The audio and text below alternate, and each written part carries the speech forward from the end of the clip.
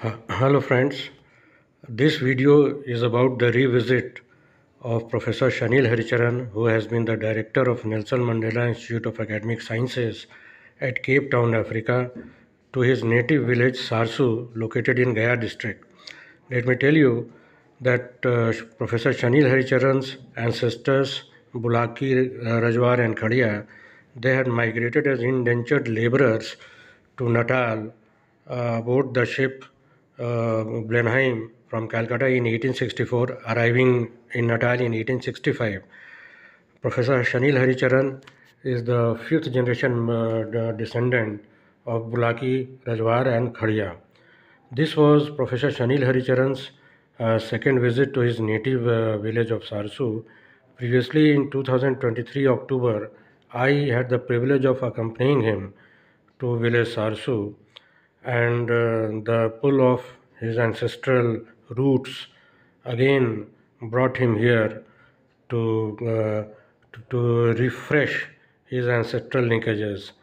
Here are some of the glimpses from his visit.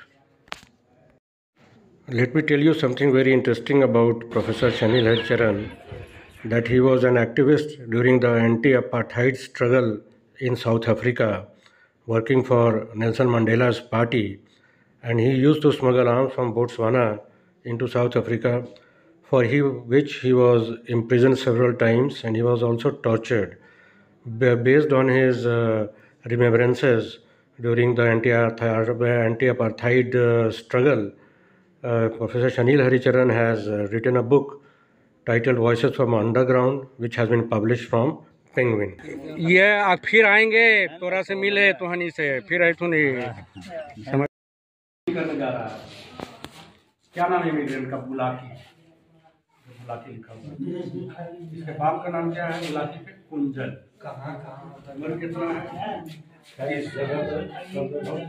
Sex क्या है? Mail. Cast क्या है? जिला क्या है?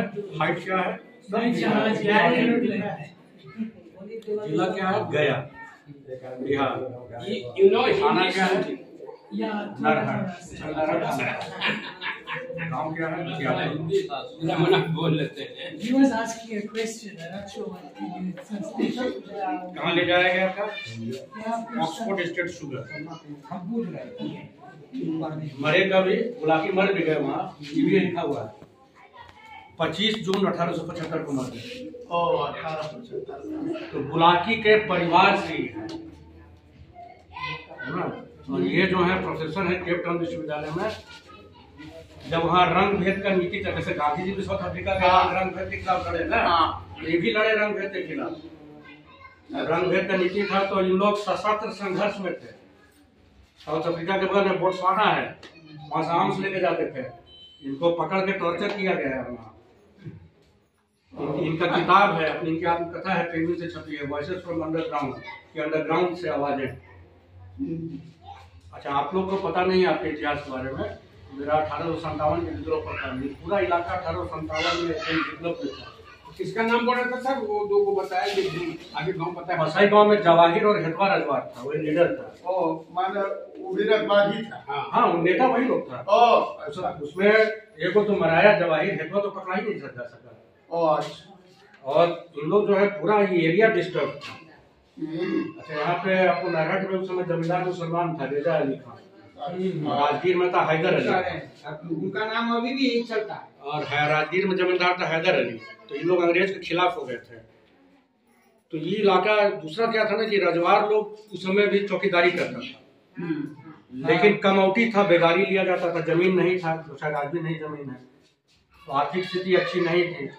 तो जब विद्रोह हुआ तो हुआ क्या कि भरोसा इन लोग पर नहीं हुआ, इन लोग को चौकीदारी से भी निकाल दिया गया। तो इन लोग विद्रोह, अंग्रेज लोग का कचहरी जलाने लगे, जो बनिया उनिया था वहाँ भी लूटपाट हुआ। बहुत से जमींदार जो अंग्रेज लोग का साथ दे रहा था उन लोगों के खिलाफ संघर्ष हुआ। तो 1859 आते आते तक अंग्रेज लोग ये सब पूरा इलाका में विद्रोह दबा दिया था, लेकिन इन लोग का विद्रोह नहीं दबा था, ताकि पहाड़ी इलाका था, उस समय तो और भारी जंगल रहा हुआ। तब एक तो अंग्रेज अधिकारी यहाँ आया जिसके नाम पर, उसका नाम था वार्सले, डिप्टी मजिस्ट्रेट था नवादा का, उसी के नाम पर पड़ गया वारसलीगंज। अब उसमें बंगाल में इलाका था तो लेफ्टिनेंट गवर्नर जो बंगाल का था, वो एक अधिनियम लाया गया, लैंड सेटलमेंट किया गया, इन लोगों को कुछ जमीन दिया गया 1867 में। नहीं तो आपका पटना से लेके जो आपका बधी वाला जो रोड था, पूरा नवादा से लेके पूरा एरिया आपका डिस्टर्ब था, तब जाके कुछ शांति हुआ है। बंगाल प्रेसिडेंट में बंगाली में आता था। तो वही खोजने आए हैं अब इन लोग को। देखिए वहाँ गए, यही लोग जो भारतीय लोग हैं, यही लोग उस सब देश का डेस्टिनी कर दिया, उस सब देश का प्रगति किया है। त्रिनिदाद जो है उसमें 49% भारतीय है, जहाँ के परिवार हेमराज नामदार है, हम तुमको वीडियो भेजेंगे, शेयर करना।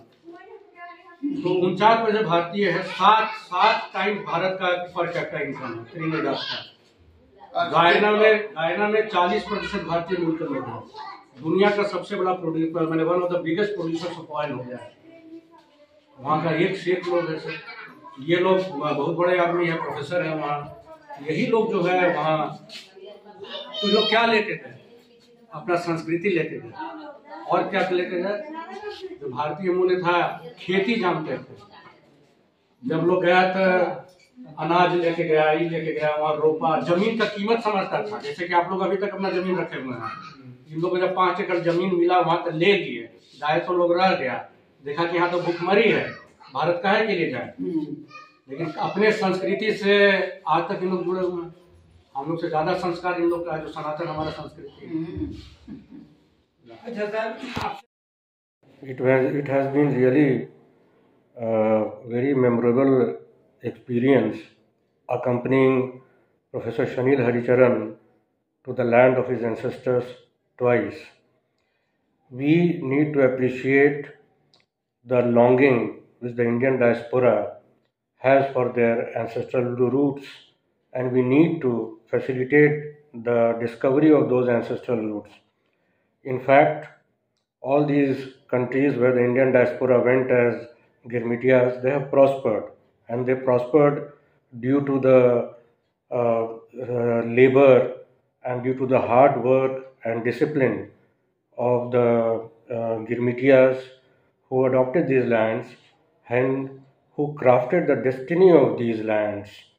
And it is in India's interest also to create a synergy between these countries, the countries of the Caribbean where the Indian diaspora went, and all over the world, the places like Mauritius, South Africa, Caribbean, wherever the Indian diaspora is, we need to establish linkages